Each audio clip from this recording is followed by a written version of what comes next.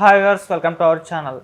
CM Revanth Reddy గారు రీసెంట్గా ఒక సభలో మాట్లాడుతూ తన తర్వాత ముఖ్యమంత్రి అభ్యర్థిగా ఎవరైనా ఉన్నారు, ఆ అర్హతలు ఎవరికైనా ఉన్నాయి అంటే అది కోమటిరెడ్డి వెంకటరెడ్డి గారికి అని చెప్పేసి ఆయన చెప్పడం కాస్త చర్చనీయాంశమైంది. అంటే కాంగ్రెస్ పార్టీలోనే ఇది విభేదాలకు తావిస్తుంది ఇటువంటి వ్యాఖ్యలను కూడా చాలామంది అంటున్నారు. అసలు ఏ ఉద్దేశంతో ఆయన ఈ వ్యాఖ్యలు చేయడం జరిగింది, నిజంగా కోమటిరెడ్డి వెంకటరెడ్డి గారే నెక్స్ట్ సీఎం అభ్యర్థి అన్న వ్యాఖ్యలు కూడా వినిపిస్తున్నాయి. సో ఇదే అంశం డిస్కస్ చేయడానికి ప్రజెంట్ మనతో పాటు సీనియర్ జర్నలిస్ట్ జయదేవ్ గారు ఉన్నారు. వారితో ఒకసారి డిస్కస్ చేద్దాం. సార్ నమస్కారం. సార్ నమస్తే.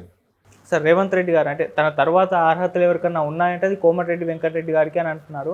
అంటే ఇది కాస్త చర్చనీయాంశంగా అయింది, కొంతమంది దీన్ని విభేదిస్తున్నారు కూడా. మరి మీ ఒపీనియన్ ఏంటి? అలాగే ఆయన ఇంకో మాట కూడా అంటారు, కాంగ్రెస్ ప్రభుత్వం ఉంటేనే ఫ్రీ బస్ ఉంటుంది మహిళలకు, లేదు అంటే ఉండదు అని చెప్పేసి అంటున్నారు. అంటే ఫ్రీ బస్ కోసం ఓట్లు అడుగుతున్నారా అని చెప్పేసి కూడా విమర్శిస్తున్నారు. అంటే మీకు ఓటేస్తేనే ఫ్రీ బస్ ఉంటుందా అన్నట్టు. మరి మీ ఒపీనియన్ సార్ ఈ వ్యాఖ్యల పైన? ఇవన్నీ ఎన్నికల వ్యూహంలో భాగంగా చూడొచ్చు తప్ప దీంట్లో పెద్దగా చర్చించుకోవాల్సింది ఏం లేదు. ఎందుకంటే అక్కడ కోమటిరెడ్డి గారిని ఎన్నికల క్యాన్వాసింగ్ సమయంలో హైప్ చేయాలి, ఆయన ఇంద్రుడు చంద్రుడు, ఆయన పెద్ద ఇది, అదే ఆయన అభ్యర్థిత్వం ఎవరికైతే సపోర్ట్ చేస్తున్నారో వాళ్ళ ద్వారా బాగా హైప్ తీసుకురావడం కోసం, అభ్యర్థిత్వాన్ని కానీ లేదంటే ఆయన బలపరిచే వ్యక్తిని కానీ బలపరచడం కోసమే ఇటువంటి వ్యాఖ్యలు చేసిన సందర్భం. కానీ జనరల్గా ఆయన ముఖ్యమంత్రి స్థానంలో ఉండి నా తర్వాత ముఖ్యమంత్రి అయ్యే హోదా అనేది కొంచెం దుమారం రేపే అంశమే. జనరల్గా క్యాజువల్గా కూడా అనుండొచ్చు, కానీ రేవంత్ రెడ్డి గారు అలాగా ఒక స్టేట్మెంట్ ఇచ్చారంటే దాని వెనుక చాలా కారణాలు ఉండుంటాయి. కాకపోతే మరి ఫ్లోలో అన్నారా లేదంటే లేదంటే స్లిప్ అయ్యారా అని తెలియదు. అప్పుడు పొగడాలంటే రకరకాలుగా కూడా పొగడొచ్చు. ముఖ్యమంత్రి అయ్యే అంటే మిగతా వాళ్ళకి లేనట్టే కదా దాని అర్థం. పేర్లు పెట్టకపోయినా, ఎందుకంటే ఆ రోజు ముఖ్యమంత్రిగా పేరు రేవంత్ రెడ్డి గారి పేరు అనౌన్స్ చేయకముందు కూడా ఇక్కడ హోటల్లో, అవుట్కట్స్లో ఉండే హోటల్లో అందరూ అభ్యర్థులు పెట్టినప్పుడు కూడా ఆయన కూల్గా ఉన్నారు.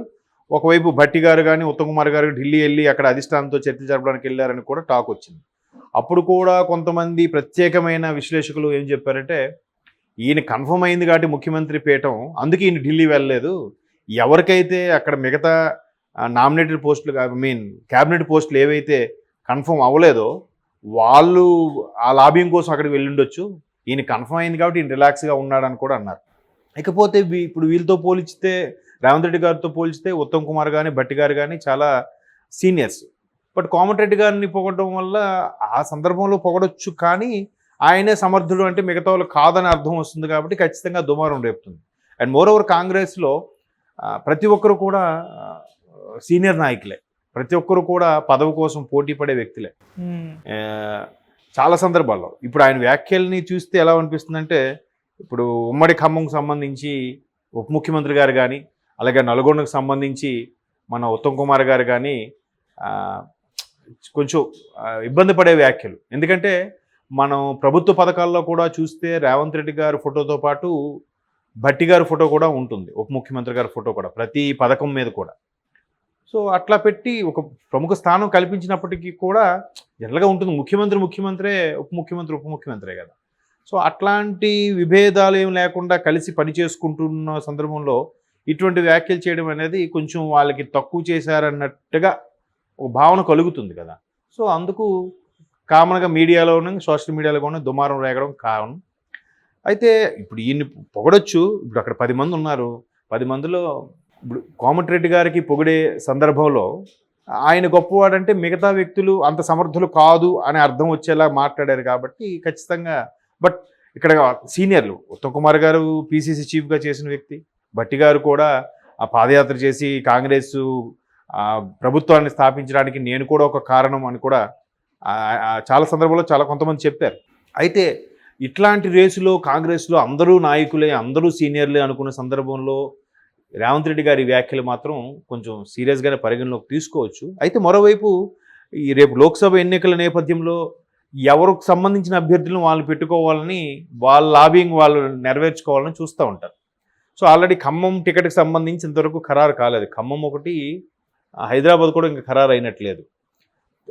ఖమ్మం మాత్రం భట్టి విక్రమార్క గారు, అదే ఉప ముఖ్యమంత్రి గారు కూడా ట్రై చేస్తున్నారు. అలాగే మరొక మంత్రి మన పొంగులేటి శ్రీనివాసరెడ్డి గారు కూడా ట్రై చేస్తున్నారు. అలాగే ఇంతకుముందు ఎక్స్ ఎంపీ ఎవరు ఉంటారు అక్కడ, ఏదో రెడ్డి గారు, ఆ రెడ్డి గారు వాళ్ళ అబ్బాయికి కూడా ట్రై చేస్తున్నారంట. అంటే జనరల్గా పబ్లిక్ టాక్ ఏంటంటే డిప్యూటీ సీఎం గారు వైఫ్ని అక్కడ కంటెస్టెంట్ చేయించాలని, అలాగే పొంగులేటి శ్రీనివాసరెడ్డి గారు వాళ్ళ బ్రదర్ని అక్కడ చేయించాలని, మరోవైపు మాజీ ఎంపీ ఎవరున్నారు ఆయన రఘునాథ్ రెడ్డి సంథింగ్ వాళ్ళ అబ్బాయిని ఎవరినో పెట్టించాలని, ఇది రకరకాలుగా ఇట్లాంటి ఇన్ని డిస్కషన్ మీద ఎవరికి కావాల్సిన లాబింగ్, ఎవరికి చేతనైన లాబింగ్ వాళ్ళు చేసుకోవడానికి ఆల్రెడీ ఉప ముఖ్యమంత్రి గారు కానీ, తర్వాత పొంగులేటి శ్రీనివాసరెడ్డి గారు కానీ ఆల్రెడీ ఢిల్లీలో మకా వేసుకుని కూర్చుని ఉన్నారు. అధిష్టానం ఎవరికి ఆ సీట్ని కేటాయించబోతుంది, ఎందుకంటే కాంగ్రెస్ గాలి వీస్తోంది ప్రస్తుతానికి తెలంగాణలో. సో ఖచ్చితంగా 17 స్థానాలకు గాను 10-12 గెలుచుకుంటుంది అన్నట్టుగా సర్వేలు కూడా చెప్తున్నాయి. కాబట్టి ఖచ్చితంగా ఎంపీ అయితే ఆ హోదా వేరు. కానీ ఇక్కడ ఆల్రెడీ మంత్రి పదవుల్లో ఎవరో కుటుంబంలో మంచి స్థానంలో ఉన్న వాళ్ళే మళ్ళీ అదే కుటుంబం నుంచి అడగడానికి కూడా, రిక్వెస్ట్ చేసుకోవడానికి కూడా ప్రయత్నిస్తున్నారు. అది వేరే వాళ్ళకి అవకాశం ఇస్తే బాగుంటుంది కదా, ఆలోచన కూడా ఉండాలి కదా. అదేం లేదు, ఎవరు రాజకీయ వ్యూహం వాళ్ళది. కాబట్టి అలాంటి సందర్భంలో కూడా అసలు ముందు లోక్సభ ఎన్నికల ముందు ఉంటుండగా నా తర్వాత ముఖ్యమంత్రి అయ్యే అభ్యర్థి ఆ స్థాయి వ్యక్తి కోమటిరెడ్డి అని చెప్పడం కూడా మిగతా సీనియర్లైన నల్గొండ మంత్రి గారికి కానీ, మన ఖమ్మం మంత్రి గారికి కానీ కొంచెం ఎబ్బెట్టుగానే అనిపిస్తుంది. ఇదిలా ఉంటే ఇప్పుడు ఈయన వ్యాఖ్యలు చేయడం వల్ల బీఆర్ఎస్ వాళ్ళు ఎట్లాగో కాంగ్రెస్ రేవంత్ రెడ్డి గారు బీజేపీలో కలిసిపోబోతున్నారు, ఆయన అక్కడికి వెళ్ళి ముఖ్యమంత్రి అయిపోతారు అనుకున్న టైంలో ఒకవేళ అలాగానే ఏమైనా జరిగితే, లేదు కాంగ్రెస్లో కొంతమంది బీఆర్ఎస్లో కానీ చేరిపోతే, అప్పుడు మరి రేవంత్ రెడ్డి గారు ముఖ్యమంత్రి పదవి పోతే అప్పుడు మళ్ళీ కోమటిరెడ్డి గారు ముఖ్యమంత్రి అవుతారా అనే అర్థంలో కూడా మాట్లాడినట్టు అనిపిస్తుంది. ఇప్పుడు చాలామంది బీజేపీ వాళ్ళు కూడా ఏం మాట్లాడతారు, లోక్సభ ఎన్నికల తర్వాత ఏదైనా జరగచ్చు, ప్రభుత్వం కూలిపోవచ్చు అని రకరకాలుగా మాట్లాడుతున్నారు.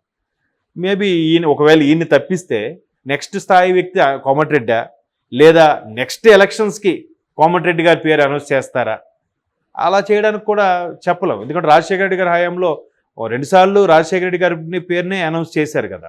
రెండోసారి 2009లో అంత మెజారిటీ రాకపోయినా ముఖ్యమంత్రి రాజశేఖర రెడ్డి గారే. 2004లో ముఖ్యమంత్రి రాజశేఖర రెడ్డి గారి పేరు అనౌన్స్ చేయకపోయినది కూడా మొన్న రేవంత్ రెడ్డి గారి పేరు అనౌన్స్ చేయడానికి ఎలాగైతే ఉత్కంఠత రేగిందో అప్పుడు కూడా కాస్త ఉత్కంఠత ఉండేది, ఒక 1 or 2 days. సో అలాగా కాంగ్రెస్లో అసలే దాన్ని ఏమంటారు, వర్గపోరు, లేదంటే నేనే సీనియర్ నాయకుని, నాకే పదవి ఇవ్వాలి, అలాంటి తలంపు ఉండే నాయకులు ఎక్కువ ఉంటారు. ఎందుకంటే రేవంత్ రెడ్డి గారి పేరు ముఖ్యమంత్రిగా ప్రకటించక ముందు మన ఐటీ మినిస్టర్ ఎవరు శ్రీధర్ గారికి ఇలాగే ఒక మీడియా జర్నలిస్ట్ సోదరుడు అడిగితే, ఇక్కడ అందరూ సీనియర్లే, అందరికీ ముఖ్యమంత్రి అవ్వాలని ఉంటుంది, బట్ అధిష్టానం ఎవరిని డిసైడ్ చేస్తే వాళ్ళు అవుతారని కూడా ఒక స్టేట్మెంట్ ఇచ్చారు. సో అది వాస్తవం. అంటే కాంగ్రెస్లో ఆ పోటీతత్వం ఎక్కువ ఉంటుంది, అదొక హెల్తీ అట్మాస్ఫియర్. పోటీతత్వం ఒక సర్వసాధారణ. రాజకీయాల్లో పదవులు అధిరోహించాలి, పదవుల్ని చేయాలి, నేను ఒక పట్టు సాధించాలని ఫీలింగ్ ప్రతి ఒక్కరికి ఉంటుంది. బట్ అది కాంగ్రెస్లో ఎక్కువ ఉంటుందని చాలామంది విశ్లేషకుల అభిప్రాయం. అట్లాగే ఎక్కువ ఉన్న నేపథ్యంలో ముఖ్యమంత్రి గారి స్వయాన ఇటువంటి వ్యాఖ్యలు చేయడం అనేది కొద్దిగా సీనియర్ మంత్రులకి ఇబ్బందికర పరిస్థితే. అది మరి ఎలా దారి తీస్తుంది అనేది చూడాలి. Okay sir, thank you so much. Thank you.